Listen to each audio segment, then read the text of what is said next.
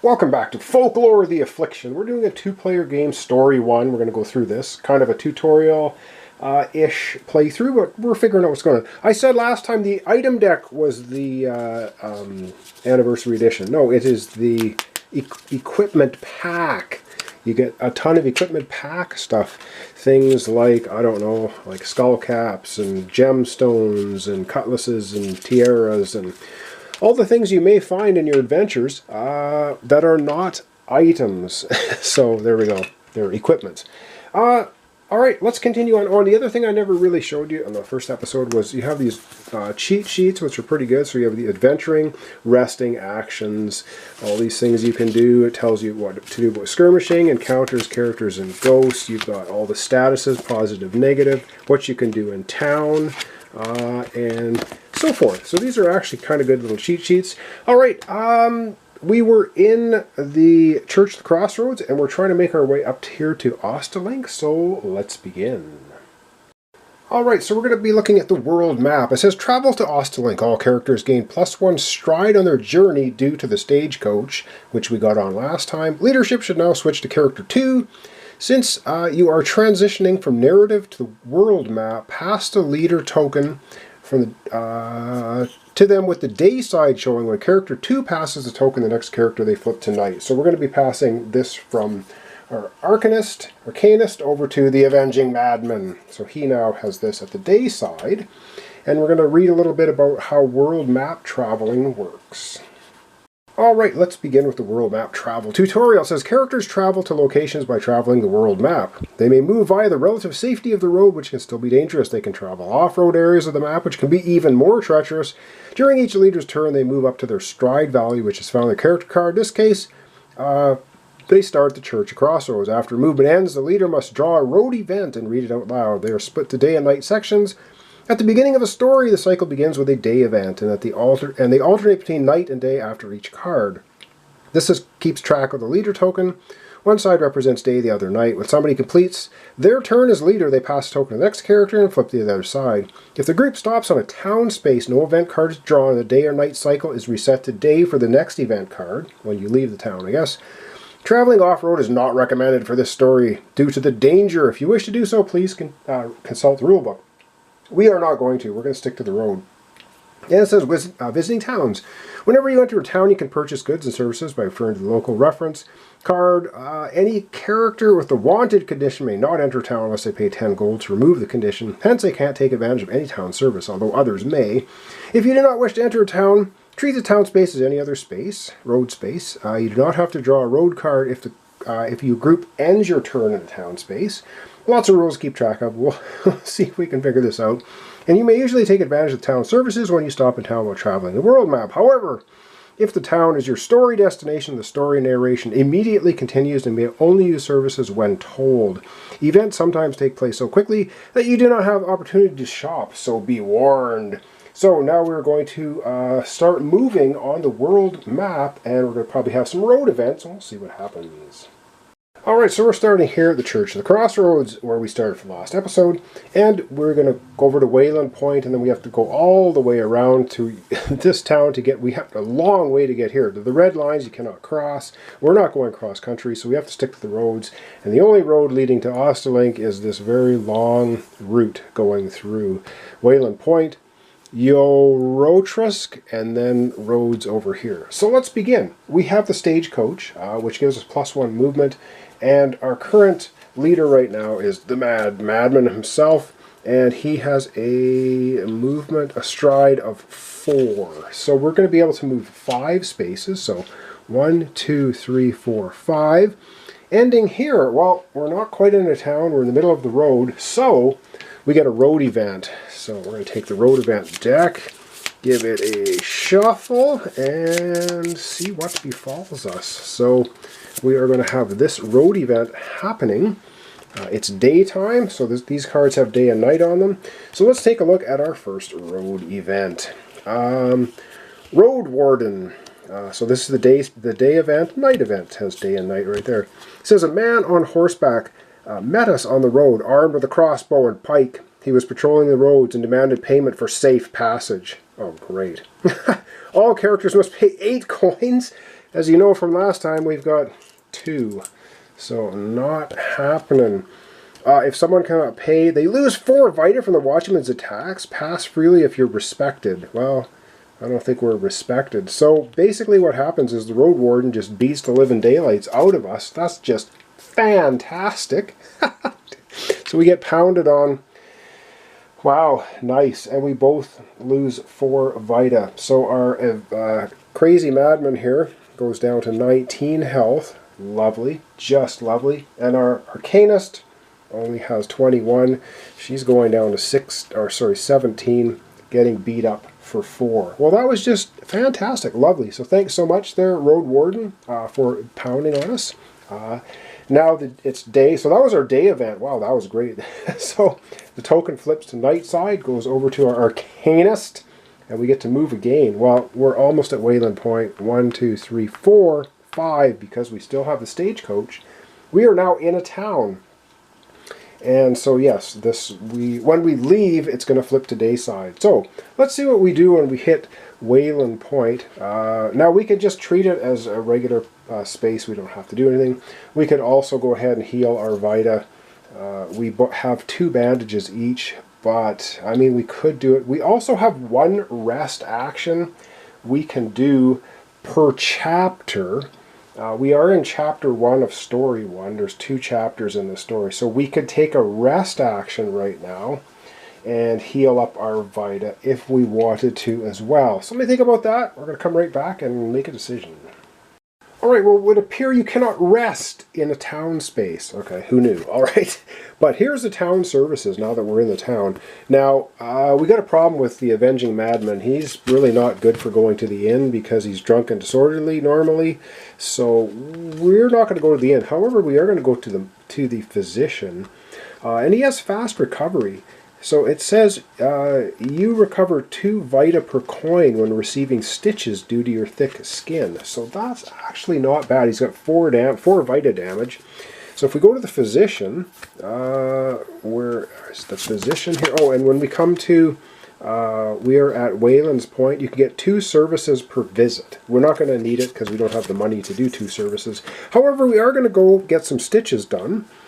And here's the physician, so it costs us 5 coins for bandages. Well, we have bandages, but we're going to hang on to them in case when we really need it. But we do have a couple of goals. So for stitches, for 1 coin, restore 1 Vita for every coin spent. So what we're going to do is we are going to spend 1 coin for each of them. So we spend 1 coin for our Arcanist, and she will then heal 1 Vita. So instead of being at 17, she will be at 18 health. Her maximum, of course, is 21. And Mad Mardigan here, because he has that ability, gets to spend one gold coin, and he gets to heal 2. So he's going to go from 19 to 21 health. Nice.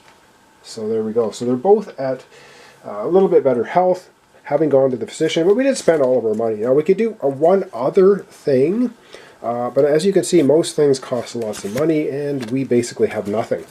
And you can't rest in town, so there you go. So that's what we did. We did 1 action in town.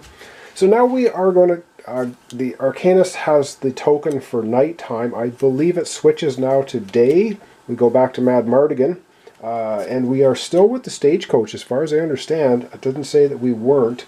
So we still have a movement speed of 5, and we're trying to make our long way over to Austerlink. So let's move 5 more. So we'll just keep going, I guess, this way. 1, 2, 3, 4, 5. I believe you have to go 1, 2, 3, 4, 5. Yep. So there we are. It's daytime. Yes, we get another lovely road event. Okay. So here we go, another road event. It's going to be, are we going to get beat up again by another misfortune? We are off to a horrible start, and it's daytime. Okay. Luck kept eluding me as nothing seemed to go right. Fortitude had escaped my grasp. The leader loses all positive statuses. We don't have any positive statuses, so we're not going to worry about it. All right. And now the leader token is going to flip to the Arcanist, and we're here. We've got a long ways to go. Oh yeah, we have a long ways to get over to Austerlink. It's nighttime now, but we're continuing to move. Now we could rest. You don't draw an event card. You don't move at all. But you know what? I think we're just going to keep going.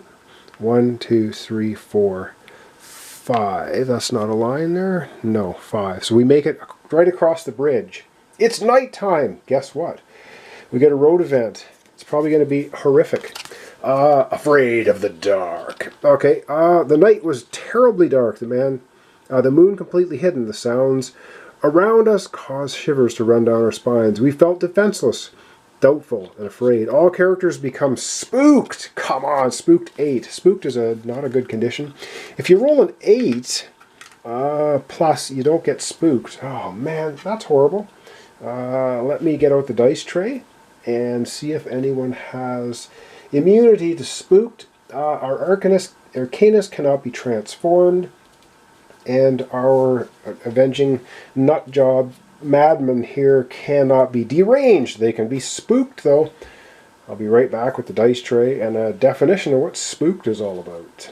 Alright, well this is not good. So here is spooked, and we get to resist with nerve. So Mad Mardigan there, our avenging Madman, has +2, and our Arcanist has +1. So it's basically, your confidence has been shattered. Receive -5 might and -1 nerve. Pass a nerve 5 at the end of any combat. 1 attempt each combat to remove the status. Oh, come on. So let's roll for spooked. Alright, let's do our avenging Madman first. We are looking to, we add our nerve to it. So we have a nerve of +2, and that was a spooked 8. 8! So he needs a 6 or better to not be spooked. And he gets a 9! He's not spooked. He's crazy. He's a madman. Alright, and we have a +1 for nerve for our Arcanist. Unfortunately, she's going to need a 7 or better. Come on, let's get 7 or higher. She gets a 1! She's freaked out and spooked, and so she's going to get that horrible condition, which I have to write down on a piece of paper because there's no tokens or anything for this. Yes, this game, I think it was referred to as bookkeeping, the Affliction. Alright, let me get that set up for her, and then we're going to flip the token back to the day side, and it's going to go back to our avenging Madman. Alright, we're back to daytime. We're back to Mad Mardigan, our avenging Madman. We can move 5 spaces because it's a stagecoach, but we can't get here yet. 1, 2, 3, 4, 5. So, yeah, we have to have another road event. Lots of road events. Traveling a long way for this mystery. And our Arcanist is spooked. Daytime, a man of the cloth. A traveling bishop joined us on the road, offering his services. Cool! The leader may pass a faith 5 to become blessed. The bishop will cure any characters who are stricken with sickened, spooked, bloodlust, or cursed free of charge. But we have to pass a faith 5.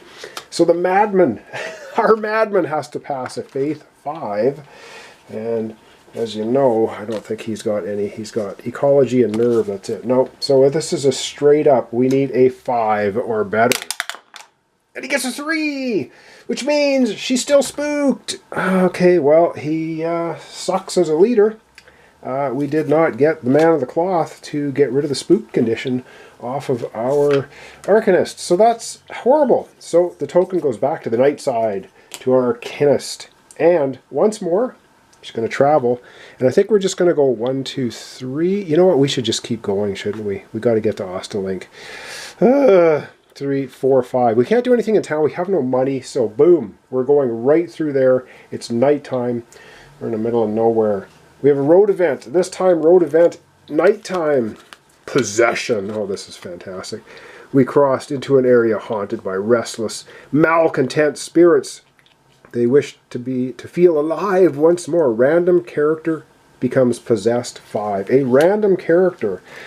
Oh my god. Alright, we white for our Arcanist and black.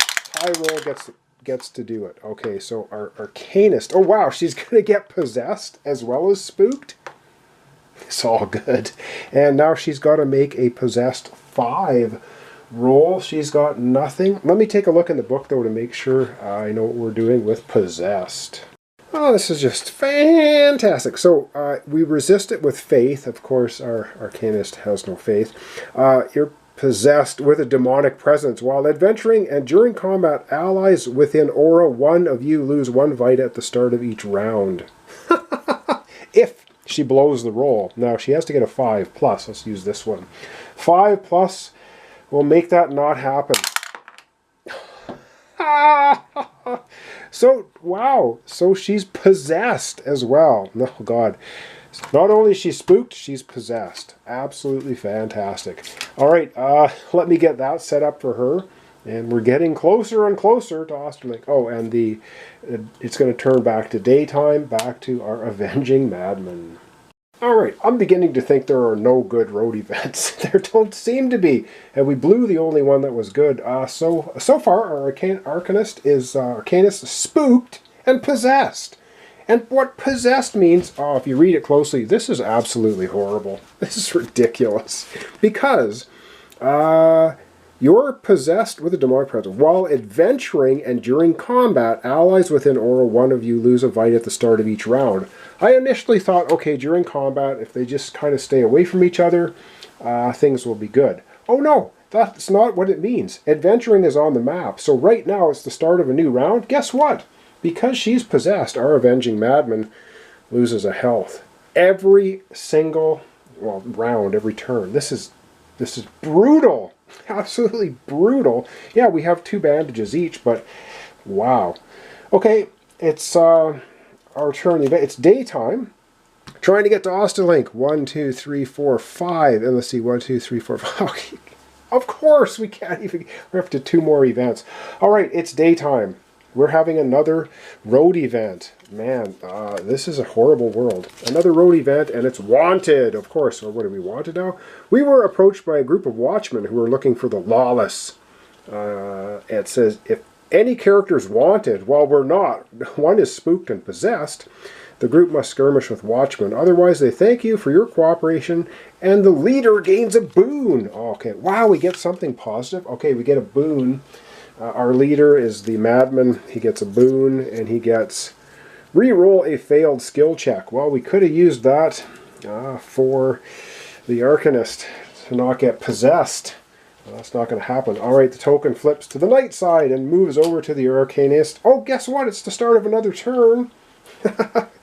Which means, yep, another smack to the head for our Avenging Madman. Wow, this could be a short playthrough. If we just end up dying. Although, no, if you die in the game, you actually become a ghost. And you flip your card over. And you have a ghost side with different abilities. And then you have to get a whole pile of cash, I believe, to go to the occultist or something to bring you back to life. Like, we have 0 money now. 0. Okay, he took his hit.